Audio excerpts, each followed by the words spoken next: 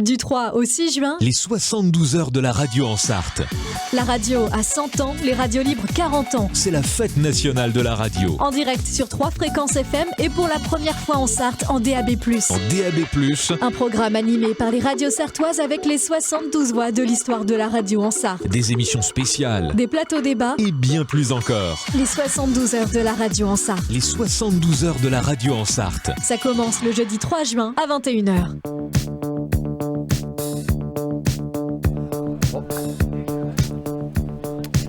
De retour sur le parvis de la Visitation, c'est toujours les 72 heures de la radio en Sarthe. On est sur notre dernière interview de la soirée, avant une soirée qu'on qualifiera de rocambolesque. Je pense que c'est le mot, Eric Lucas. Rocambolesque. Oui, on peut le dire. On aura dans un premier temps une soirée avec l'ancienne équipe de Radio Men. Hein, Pascal Brulon. Avec Pascal Brulon et ses invités. Il y aura 5 ou 6, peut-être même plus anciens de Radio Men. Et puis ensuite, un petit moment de détente un peu plus musical, parce que je ne sais pas si vous avez remarqué, mais c'est pas la musique qui constitue essentiellement notre programme. Et puis ce sera le grand D, quoi, la grande déglingue. Ce sera vraiment tout et n'importe quoi, je peux déjà vous l'annoncer. Dans cette émission, ceux qui connaissent Radio Ornithorin, qui écoutent le grand D, ils savent de quoi ils retournent. Mais là, ils ont en plus invité des gens qui ne sont pas moins redoutables qu'eux. Et ce sera pas j'espère bien, ça fait 2 mois. Ce sera peut-être pas pour toutes les oreilles. Ça fait 2 mois qu'on nous le vend. 2 mois, donc il y a intérêt à ce que ce soit bien. Dernière interview ce soir, animée par Manon Foucault. Bonsoir. Manon Foucault, bonsoir. Tu n'es pas nouvelle ici. Non. Ça fait plaisir justement de retrouver un petit peu toutes les radios par lesquelles j'ai pu passer. On y reviendra demain et puis c'est week-end des 72 heures. Ouais. On y reviendra, et je te laisse la parole. Du coup. Et pour ce dernier plateau, on a gardé les stars évidemment. Jean-Yves Breteau à mes côtés, directeur de Radio Alpa, Eric Lucas, vice-président et directeur de Fréquencier. Je suis ravie de pouvoir vous interviewer ce soir, parce qu'il y a un beau passage de témoins qui se passe aussi. Et un beau passage de témoins aussi, on va parler de la FRAMA, la Fédération Régionale des Radios Associatives Maine-Anjou, qui est à l'origine d'ailleurs des 72 heures de la radio, où on se trouve en ce moment même. Et elle est liée aussi à la CNRA, donc la Confédération Nationale des Radios Associatives. Alors ça fait beaucoup d'acronymes pour quelque chose finalement qui regroupe les radios associatives en Sarthe. Je vais commencer par vous, Eric Lucas. Vous étiez le premier président de la FRAMA pendant plusieurs années. Qu'est-ce que la FRAMA ? Oh là, compliqué. Alors je vais même commencer avant la FRAMA, puisque il y eut en un premier temps donc un truc qu'on a appelé la FRAPOL. C'était joli comme nom, très facile à prononcer, la Fédération des radios associatives des pays de la Loire, la FRAPOL. Et puis, c'était compliqué sur l'ensemble de l'espace des pays de la Loire, d'autant plus compliqué qu'il y avait les distances, les différences de nature de radio, des départements dans lesquels il y avait des fortes implantations de radio, d'autres endroits, au contraire, où il y avait une faible implantation de radio. Et puis à l'époque, se déplacer, c'était compliqué, ça coûtait cher, il n'y avait pas la visio, le téléphone venait juste d'être inventé. Non, j'en rajoute peut-être. Non, quand même pas. Donc, voilà, c'était compliqué. On imaginait que les réunions physiques, donc on n'avait pas que ça à faire, on avait de la radio à faire et du déplacement. Et puis, on est parti un jour sur l'idée que ça marchait pas, quoi. Donc on s'est dit ce serait bien de créer une nouvelle fédération avec une entité géographique qui correspondrait davantage à un espace de vie, de déplacement. Donc l'idée du Maine-Anjou et l'ajout également d'une dimension qui peut aujourd'hui faire débat, mais qui à l'époque nous paraissait pertinent. C'était l'idée de la laïcité.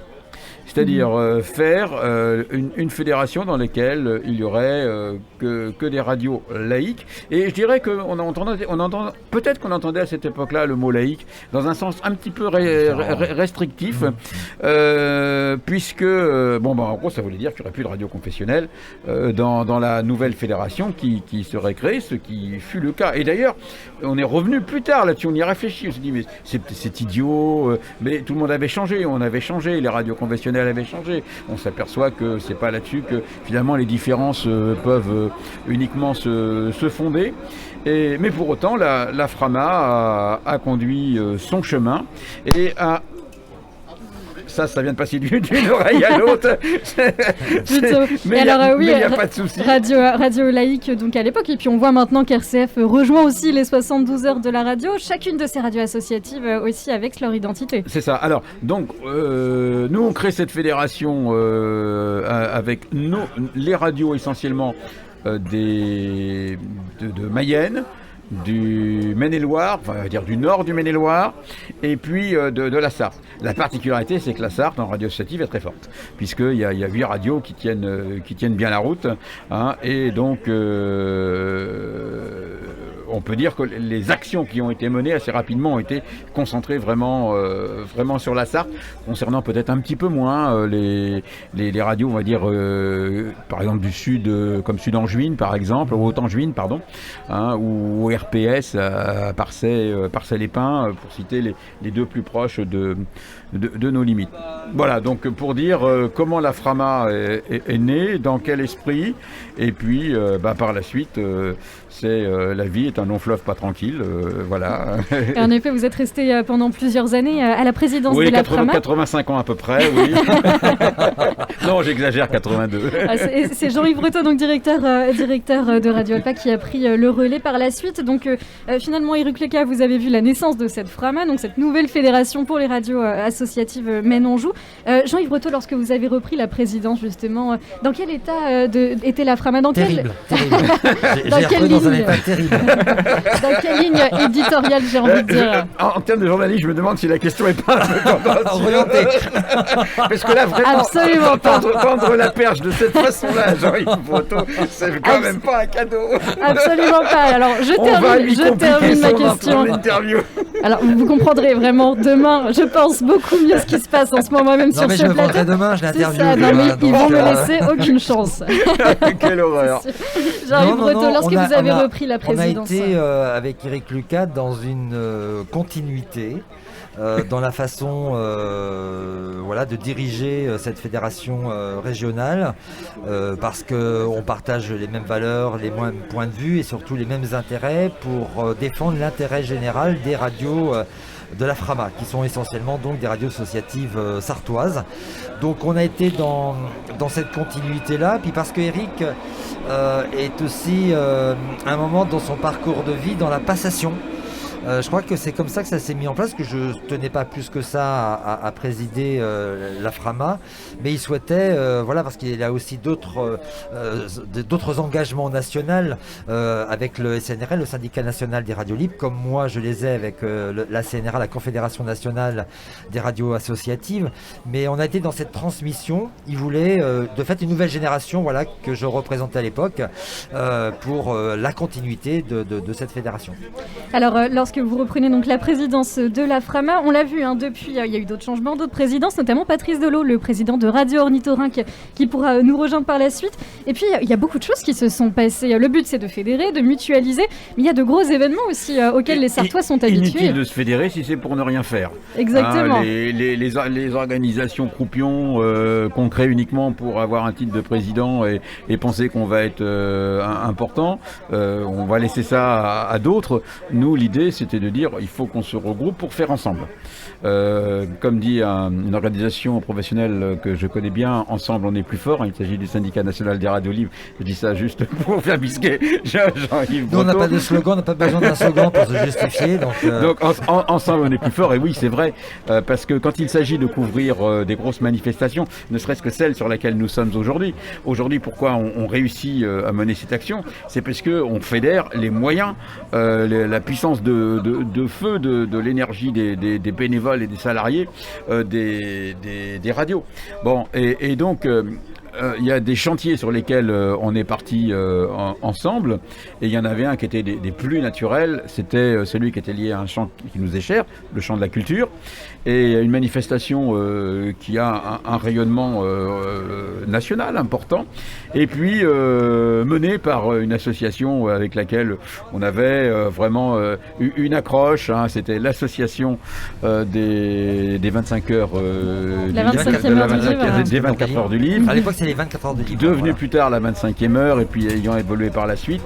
Et donc là, on s'est dit, on peut faire des choses ensemble, et puis je vais laisser Jean-Yves raconter la suite. et faire les choses ensemble. Alors, donc il y a plein d'événements, de gros événements auxquels les Manceaux sont habitués, les Sartois, et qui ne savent pas forcément, mais qui mutualisent aussi ces radios associatives liées à la Frama. La 25e heure en fait partie, mais est-ce que c'était déjà à l'époque aussi important, les gros événements ensemble, qui mutualisent et qui nécessitent que tous les bénévoles s'engagent? Mais je crois qu'on avait commencé tout simplement sans formaliser les choses. Et c'est Eric Lucas qui avait d'ailleurs eu cette initiative-là. Et à un moment, dans son rôle de président, parce qu'il fallait quand même qu'il soit utile à quelque chose à un moment, il a dit pourquoi, il réagit même pas, il dit pourquoi on ne ferait pas finalement ensemble. Et c'est ainsi qu'on a formalisé, je dirais, par une convention de partenariat. Historiquement, puisqu'on parle de l'histoire de la radio, les 24 heures de livre, ça a commencé en fait à l'époque de Radio Alpes-Mancel, où on avait installé un stand et pour Radio Alpes-Mancel, parce que un gars de la Datar avait sorti un bouquin sur le développement local, et dedans il y avait un article qui concernait, une dizaine de pages qui concernait le rôle sur les espaces ruraux de Radio Alpes-Mancel. On avait invité le gars, on avait invité à l'époque même le ministre de l'Agriculture, Souchon, on était à l'époque de Mitterrand, on l'avait invité pour venir présenter un bouquin qui s'appelait Le Défi Rural, ça y est, le titre me revient. Et bon, il n'avait pas pu venir, mais Marette, le gars était là, donc on était parmi les exposants associatifs qui faisaient venir des écrivains, et à une époque où on était installé dans des petits stands verts, des allées, dans les allées en plein air presque. Et quand il pleuvait, c'était mort. Mais c'était formidable parce qu'on était dans la réalité associative que tout le monde appréciait et aimerait bien continuer à apprécier au niveau d'une manifestation comme celle-ci. Puis ensuite, c'est Fréquencier, c'est avec Fréquencier qu'on a continué les choses. Et là, on est passé à un camping-car, puis on est passé à un petit Algeco. Et puis à un moment, eh bien, vous voulez pas venir avec nous? Et Alpa, Prévert, etc. On s'est retrouvés, on a fait des interviews. Je me souviens avoir souffert énormément sur quelques interviews. Je suis en train de rechercher son nom à l'humoriste là qui vient de sortir un bouquin il n'y a pas longtemps et qui vous déjante toujours tous les Prévost, Daniel Prévost. Daniel Prévost, ouais. C'est la pire interview de toute ma vie. On contrôle rien, voilà. Et c'était ça. Et après, on s'est dit, il faut que les choses soient plus claires. Et là, on est allé vers chercher des financements. L'association a été merveilleuse puisqu'elle nous a offert des sites de plus en plus travaillés. On a à un moment travaillé même avec la télévision, avec LMTV et le lycée professionnel, section audiovisuelle du lycée de Pruyé le Chétif. Et donc on a mêlé, comme quoi on n'était pas non plus trop en retard, mêlé télé et radio. Et puis, les choses ont continué à se développer, mais là, c'est sous la main de Jean-Yves, qui va donc peut-être narrer la suite. Il y a eu d'autres événements donc. Je dirais qu'on a vraiment été reconnu par rapport à un savoir-faire. Moi, je pense que c'est ça, c'est le savoir-faire. Notamment pour la 25e heure du livre. Pour la 25e heure du livre. Voilà, on a été reconnu parce que c'est l'action majeure qui nous rassemble tous les ans. Et on a été reconnu par un savoir-faire parce qu'on a aussi une exigence professionnelle. C'est-à-dire que jamais on ne se serait permis d'interviewer un auteur sans avoir lu l'ouvrage, ce qui donnait tout un intérêt non seulement à l'ouvrage mais aussi à l'auteur qui était stupéfait qu'on ait pu lire son livre quand même. Donc il y a tout cet apport qui a fait qu'il y a une convention qui a été signée par l'association la 25e heure et voilà, on a produit des émissions et surtout ce qui a énormément évolué, c'est qu'on apportait une plus-value au Salon du Livre.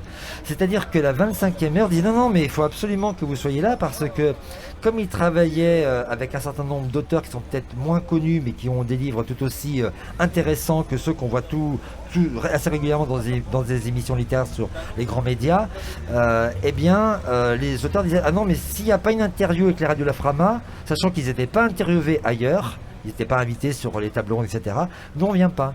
Donc on était, je dirais, la plus-value à l'association. Et nous, on était contents parce qu'on construisait ces plateaux-là avec Camille et avec Isabelle, et qu'on salue parce qu'on est très triste d'apprendre qu'elle quitte l'association. Et on les salue affectueusement. Voilà, oui. l'association de la 25e heure du livre. Et c'était un travail très collaboratif qui fournissait de la matière, et tout le monde était content. Les auteurs venaient nous voir après être passés sur le plateau en disant « Oh mais merci, parce qu'il y a des gens qui ont entendu l'interview sur les radios voilà, qui diffusaient la 25e heure du livre, et grâce à cette interview, on avait donné de l'intérêt à leur ouvrage, l'intérêt à leur pratique d'écriture, et de fait, ils vendaient des bouquins. » Alors pour la suite de la FRAM, une dernière question. Vous en êtes président, Jean-Yves Breteau. Après les 72 heures de la radio, c'est déjà un gros morceau, je le sais.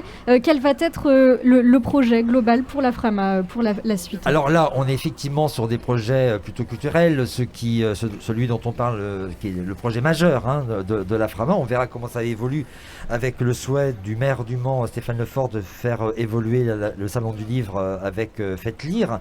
On verra si on est toujours associé ou pas.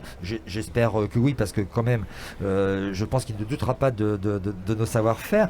Mais la semaine prochaine, vous voyez, on quitte les 72 heures, on organise le débat du premier tour des régionales, parce que ça, c'est aussi notre marque de fabrique.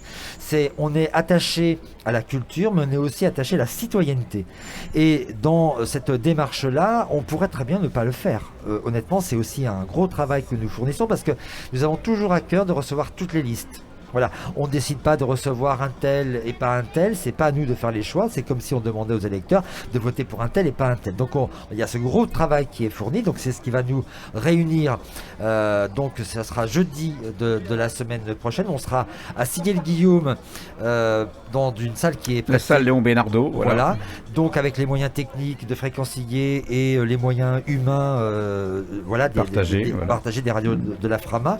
Donc je dirais que dès qu'on a une opportunité qui se vérifie par rapport à ce plaisir qu'on a à travailler ensemble, on s'en saisit, et puis voilà, c'est tout simplement comme ça que ça se passe, quoi. Merci beaucoup Jean-Yves Breteau, actuel président donc de la FRAMA, la Fédération régionale des radios associatives Maine-Anjou, et Éric Lucas, président historique et premier président de la FRAMA. Merci à vous deux, j'ai hâte de poursuivre en tout cas cette manifestation avec vous.